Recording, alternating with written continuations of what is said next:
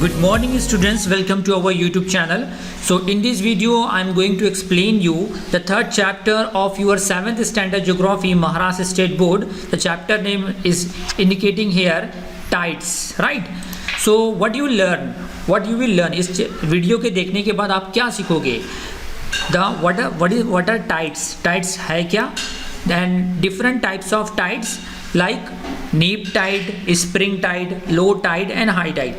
So keep watch this video till end. इस video को पूरा देखिए, आपका पूरा 100% कॉन्सेप्ट क्लियर होगा इस वीडियो के देखने के बाद। उससे पहले मैं एक क्वेश्चन करना चाहता हूँ, have you visited the coastal area like हमारे महाराष्ट्र में मुंबई में तो चौपाटी, जुहू चौपाटी, मरीन ड्राइव वगैरह पे आप कोस्टल एरिया पे गए होंगे, तो वहाँ पे आपने देखा होगा कि पानी का लेवल कभी बढ़ता है कभी घट जाता है। The upper the sea level fall and rise, कभी गिरता है तो कभी बढ़ता है।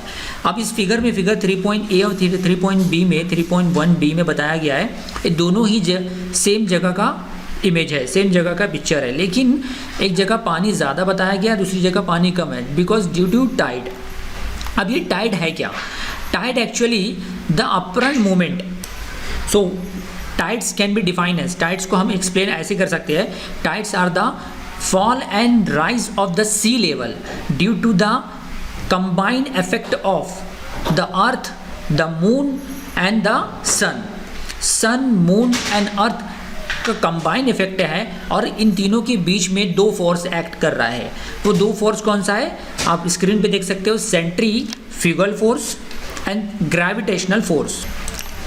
Centrifugal force and gravitational force. अब इस चैप्टर में इस वीडियो के माध्यम से मैं आपको सिखाऊंगा कि टाइड्स है क्या और डिफरेंट टाइड्स क्या है, टाइड्स कैसे आता है, टाइड्स कैसे होता है। यानी समुंदर के साहिली इलाकों पे, कोस्टल एरिया पे आपने देखा होगा कि पानी बढ़ जाता है फिर कम हो जाता है, ये होता क्यों है एक्चुअल में, right? Generally bearing a few exception, all the coast of the earth experience tides. High and low tides are natural phenomena. Let us try to understand the scientific reason behind these natural events. So इसके पीछे scientific reason क्या है कि after every हर 12 घंटा 20-25 minute के बाद Tide होता है, कभी पानी बढ़ जाता है और कभी घट जाता है। Because the tides are movement of sea water occurring daily and regularly, daily हो रहा है और रेगुलरली हो रहा है। The level of sea water changes after a specific period of time after 12 hours and 25 minutes. A cycle of high tide and low tide gets completed. अब इसको समझाने के लिए मैं एक ईजी एग्जांपल दे देता हूँ कि अगर आपने एक गिलास में पानी लिया, गिलास को हाफ भरा है, हाँ, आधा गिलास पानी लिया, उसको तेज़ी से घुमाया, राइट, तो अब क्या होगा कि वो पानी ऊपर आएगा, राइट, गोल गोल घुमाया आपने तो वो ऊपर आएगा। सिमिलर एग्जांपल है अर्थ का भी, राइट। तो ये दो फोर्स जो है, सेंट्रीफ्यूगल फोर्स के ज़रिए जब हम पानी घुमाते हैं तो सेंट्रीफ्यूगल फोर्स क्या करता है, उस पानी को उसके सेंटर से खींचता है, अवे ले जाता है, तो इसलिए ऊपर आ जाता है पानी। लेकिन जैसे ही हम फोर्स अब हमारी कम हो जाती है तो वापस पानी नीचे गिर जाता है because of the gravitational force. तो दोनों ही ये gravitational force working toward the centre of the अर्थ ज़मीन की तरफ खींचती है, जबकि ग्रेविटेशनल फोर्स ज़मीन की तरफ खींचता है, जबकि सेंट्रीफ्यूगल फोर्स ऊपर खींचता है, सेंटर से ऊपर खींचता है। अंडरस्टैंड? तो इसलिए टाइड जब पानी चढ़ता है तो सेंट्रीफ्यूगल के जरिए चढ़ता है, लेकिन नीचे गिर जाता है तो ग्रेविटेशनल अट्रैक्शन रहता है, ग्रेविटेशनल पुल रहता है। अब we know our earth is revolving around the sun. हमारी जो अर्थ है सन की तरफ घूम रही है, रिवोल्यूशन हो रहा है, कंप्लीट रिवोल्यूशन हो रहा है 365 दिनों में। तो 365 डेज में एक रिवोल्यूशन कंप्लीट कर रहा है तो एक साल कंप्लीट हो रहा है, right. So due to its rotation the earth gets a type of power और force. The force works away from the centre, it is called the centrifugal force, है ना। जब घूम रही है तो जो फोर्स अर्थ को उसके सेंटर से अवे कर रही है तो उसको सेंट्रीफ्यूगल फोर्स कहेंगे। लेकिन वो force, so due to this force any object on the earth would be thrown into the space. तो ऐसा हो सकता था कि कोई भी चीज़ें हवा में, मतलब ज़मीन पे टिकी नहीं रहे, वो उड़ जाए। लेकिन how were the gravitational force, लेकिन ग्रेविटेशनल फोर्स की वजह से हर चीज़ें उसकी जगह पर फिक्स है, कायम है, राइट, फिक्स है, जमी हुई है। सो क्योंकि gravitational force is working toward the centre of the earth at the same time. तो उसी वक्त जिस वक्त सेंट्रीफ्यूगल फोर्स एक्ट करता है तो उसी टाइम ग्रेविटेशनल फोर्स उस चीज़ को हटने नहीं देता है, उस चीज़ को फिक्स करे रखता है ज़मीन पर, ज़मीन की तरफ खींचता है। So this force is many times, मतलब the gravitational force, this force मतलब gravitational force is many times greater than the centrifugal force, hence any object on the earth surface remains at the place where it exist. अब किन factor की वजह से, the following factors, किन factor की वजह से टाइड्स होता है, the following factors are responsible for the occurrence of tides. पहला आ जाता है the gravitational pull of the moon and the sun as well as of the earth, कि जब सन मून एंड अर्थ एक ही प्लेन में हो, है ना, तभी ये तब फुल टाइड होगा, पानी ज़्यादा ऊपर चढ़ेगा। Second, revolution of the earth around the sun and indirect revolution of the moon around the sun, क्योंकि we know the our earth is revolving around the sun, और जो मून है indirect, moon is revolving around the earth, right, so that's why moon is known as the natural satellite of the earth, लेकिन moon indirect move कर रहा है around sun के। And the last one is a centrifugal force generated due to the rotation of the earth. So through this image you will better understand the combined gravitational pull of the sun and the moon, right? Then अब एक important बता दूँ, बहुत ही simplified कर रहा हूँ मैं आपके लिए, पूरा चैप्टर पढ़ने की ज़रूरत नहीं। जब सन, यह मून एंड ये अर्थ एक ही प्लेन में हो तब हाई टाइड होता है, लेकिन जब ये क्वार्टर, आप देखता होगा आपने हर महीना चांद को ऑब्जर्व करो, मून को ऑब्जर्व करो, जब न्यू मून होता है फिर धीरे धीरे धीरे महीने की जब वो जब पूरा गोल मून जो है पूरा सर्कुलर मैनर में आ जाता है, पूरा गोल कंप्लीट हो जाता है, तब हो जाता है फुल मून। तो फुल मून के टाइम क्या होता है कि सन, अर्थ और मून एक ही लाइन में होते हैं, जिसकी वजह से क्या होता है कि फुल टाइड होता है। लेकिन जब मून आधा हो, 50% हो, आधा चांद दिखाई दे रहा हो आपको आसमान में, तो वो थर्ड क्वार्टर रहता है, तो फर्स्ट क्वार्टर रहता है, तो उस वक्त बहुत ही लो टाइड रहता है, उसको नीप टाइड कहते हैं। और फुल मून के time spring tide, full tide हो रहा है, मतलब पानी ज़्यादा ऊपर चढ़ रहा है, तो उसको स्प्रिंग टाइड कहते हैं।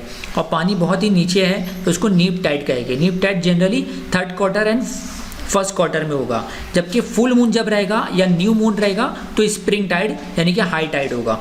जैसे कि आपने इससे पहले वाले चैप्टर में देखा कि पेरिजियन स्प्रिंग टाइड, यानी पेरिजी मतलब पास, जब moon closest to the earth monthly orbit तो उस वक्त पेरिजी रहेगा, तो न्यू मून होगा, राइट, तो उस वक्त हाई टाइड होगा।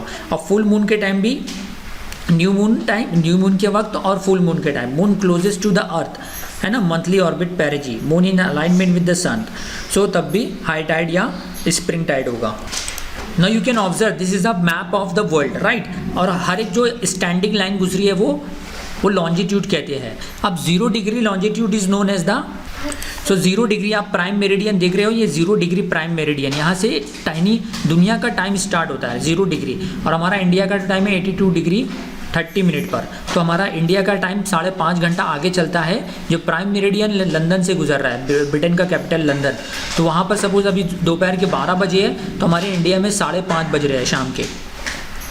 So generally 0 degree prime meridian और 180 डिग्री प्राइम मेरिडियन पे अगर फुल टाइड हो रहा है, राइट, तो 90 डिग्री पर ना नीप टाइड होगा, लो टाइड होगा, understand. You can read that when there is a high tide at the 0 degree meridian, the 180 degree meridian also experience the high tide, right?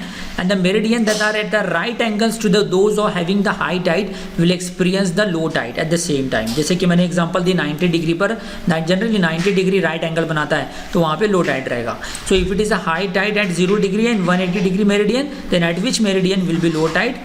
जो obviously 90 degree. So types of tide, at the time of the tides vary every day. The range of tide also keep changing, right? Generally the highest tide occurs on a full moon and new moon days, whereas the days of the first and the third quarter high tide is minimum. So spring tides and neap tides are the two types of the tides. Spring tide यानी कि high tide और neap tide यानी कि low tide रहेगा, right? Spring Tide कब होगा? Spring Tide अब कब होगा? When a new moon, on a new moon and a full moon day, यानी कि न्यू मून जब चांद एकदम बारीक हो और या तो पूरा फुल चांद हो। The gravitational pull of the sun and the moon and the earth act in the same direction, so due to this the total pull increase, hence the tide on these days is much higher than the average high tide. This is known as spring tide. So figure 3.7 में हम understand, इसके जरिए हम समझ सकते हैं, right. इसी तरीके से नीप टाइड कब होगा? While revolving around the earth the moon makes a right angle with respect to the earth and the sun twice a month, महीने में 2 बार नीप टाइड होता है और 2 बार स्प्रिंग टाइड होगा, right. This position occur on the first and the third quarter of the each month. On both this day the forces of the both the sun and the moon operate at the right angle, that's why neap tide occur. So at the place where the sun causes high tide, the gravitational pull of the moon, which is at the right angle, also acts on the sea water. Due to such condition, the water level rise is less than the usual at the time of the high tide.